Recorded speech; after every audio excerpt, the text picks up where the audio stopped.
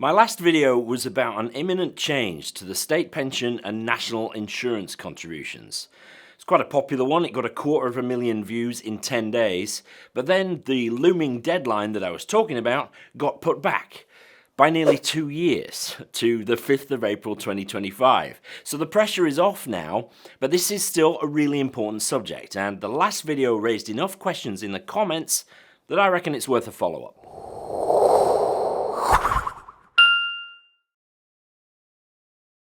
Hi and welcome back to the channel. My name is Pete Matthew and I'm a chartered financial planner based here in the UK. And here's what I'm going to cover in this video. Pre and post 2016 state pensions and why it might make a difference to your national insurance record.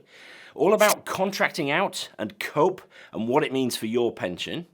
When you might get free national insurance credits if you're not working. Paying extra into the state pension. How the state pension is taxed. Lots of people get this wrong. Pension credit, and getting through to the Future Pension Centre.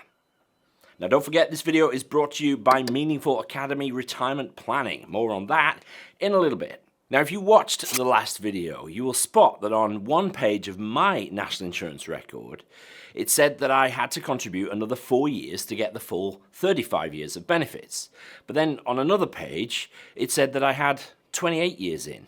And I said that I didn't know why that was the case, and the fact was I was just too lazy to worry about it too much because either way, I'm going to make up the shortfall. But the answer to that, as some of you pointed out in the comments, is the difference in the value, if you like, of pre-2016 years and post-2016 years. And what's that all about? Well, in April 2016, the state pension system was completely overhauled. Previously, it was a two-tier system with the main state pension and then a second state pension on top of that. And the number of years that you needed in the system of national insurance contributions was dependent on your gender and when you reached state pension age. Now, after 2016, we have a simpler single-tier system, and everyone just needs 35 full years of national insurance contributions to get the full new state pension. But for those of us, many of us, who have accumulated credits under the old system and the new system, there were some transitional rules put in place when the new regime came in. Everyone ended up with something called a starting amount, which was worked out by comparing benefits under the old and the new schemes, and then applying a complex set of deductions if it was necessary. And the problem is that these calculations are specific to you and me as individuals, and that makes it pretty hard for me to give any guidance here. But I think the best way to make sure that your record is right is to click through to the page which shows each year's record and see if it makes sense to you. You might not be able to work out the calculation, but if the years are right, then there's a pretty good chance that the numbers are too. But it is these transitional rules that account for some of the seeming discrepancies in the years that you have and the years that you still have to contribute. Okay, let's talk about contracting out. Under the old two-tier system, you could opt out of the second tier of the state pension, which was originally called SERPS, State Earnings Related Pension Scheme, and then it was later called the State Second Pension, or S2P.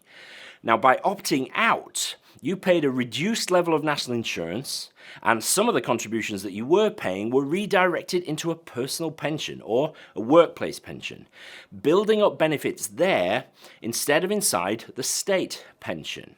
And the thinking was that maybe you would do better under your personal or occupational arrangements than you would under the government scheme. Well, maybe you did, maybe you didn't, but what impact does it have on your state pension right now? Well, the important thing is that the figure on your projection on the gov.uk website has your contracted out period already applied.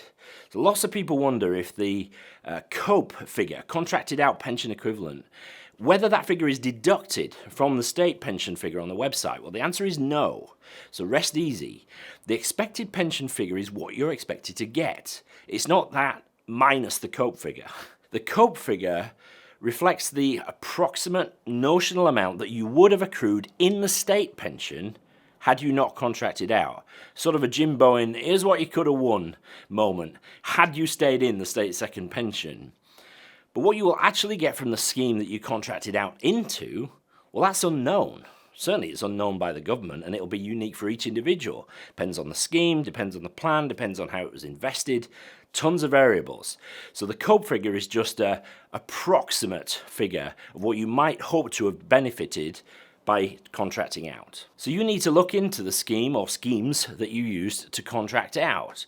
In the documentation that you get each year from those schemes, there should be mention of the benefits which accrue from the contracted out payments. If you were in a defined benefit occupational scheme between 1978 and 1997, there may even be an element of guaranteed income called a guaranteed minimum pension or GMP.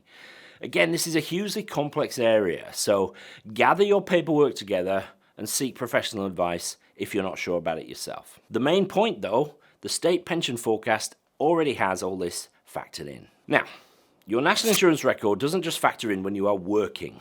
You may also get credit towards years in various other circumstances. So if you're unemployed and claiming job seekers allowance, income support, employment support allowance, or universal credit, you will usually get national insurance credits automatically. If you're caring for someone 20 hours a week or more and are yourself eligible for carer's allowance, you'll get national insurance credits. If you're receiving child benefit for a child under 12, you'll get credits.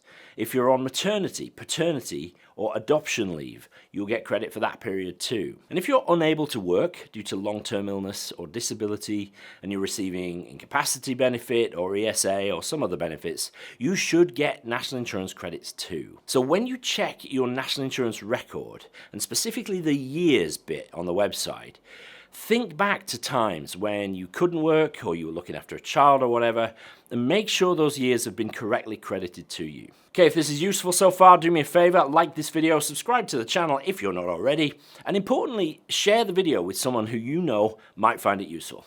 Thanks very much. Okay, as we talked about last time, if there are gaps in your national insurance record, you can usually make up the shortfall with voluntary national insurance contributions. But you can only go back so far. And that was the issue, right? The deadline was looming, 31st of July 2023, but now we have a lot more time till April 2025. But after that, you'll only be able to go back 6 years to make up lost time, whereas currently you can go back to the 2006-2007 tax year. The gov.uk website will tell you how much it'll cost you to make up each missed or incomplete year, and then you can call the Future Pension Centre for clarification. And that reminds me, lots of you in the comments of the last video said that you were finding it impossible to get through to the Future Pension Centre. I think this is why the deadline's been pushed back. Clearly the powers that be totally underestimated the demand for the service, and so they've just had to capitulate and make it available for longer. But my advice, such as it is to try first thing in the morning, 8 AM, to have the best chance of getting through. Generally, people are finding them very helpful when they do get through, and they will give you an 18-digit reference number to make any top-up payments, and you will need that. But I reckon there's going to be something of a lull now that the deadline has been extended. Probably still some people will be a bit excited about the 31st of July deadline. It's not a deadline anymore. But still, the majority of people, because we're humans, they will leave it far too close to the next deadline to sort this out. But you're not going to do that. You're going to find the time to make the call sooner rather than later. Now, some commenters on the last video talked about not bothering to top up their national insurance credit and instead rely on pension credit. Pensions credit is a means-tested benefit which is used to ensure your income in retirement is always above a minimum level. There are two elements to it. The guarantee credit, which is based purely on your income, but the level you get depends on your relationship status, whether you've got any caring responsibilities, things like that.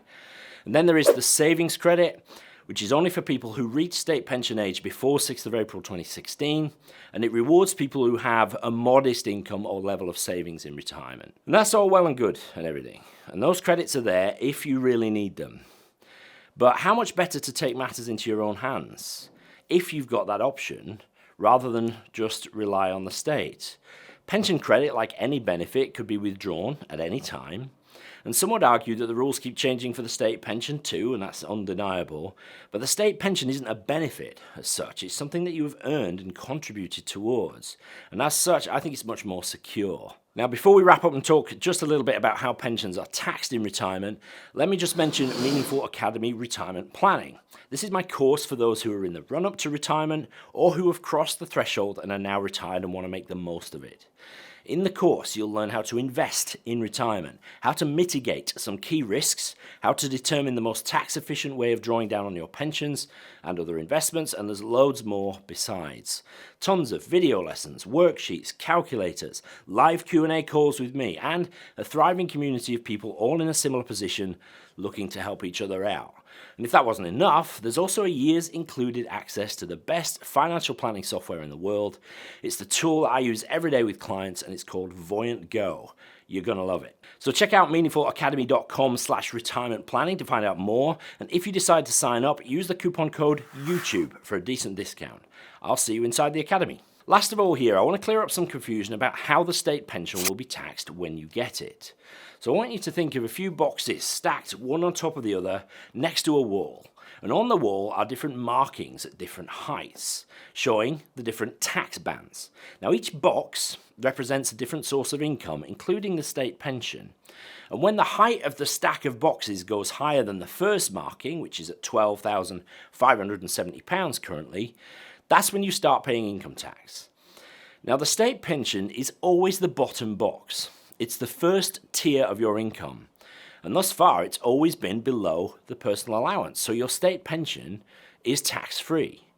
But of course, if you have other sources of income, the state pension now being the bottom box pushes the other ones higher, and so you will pay more tax on those. But the state pension itself always falls below the personal allowance, so it is untaxed. Just wanted to clear that up. Okay, I hope I've answered some of the main themes in the comments from the last video. Don't wait to get your national insurance records sorted out. Make a promise to yourself to get it sorted in the next few weeks now that the pressure is off. Thank you so much for watching. I hope it was useful. If it was, like, subscribe and share. You know what to do. And I'll see you in the next video.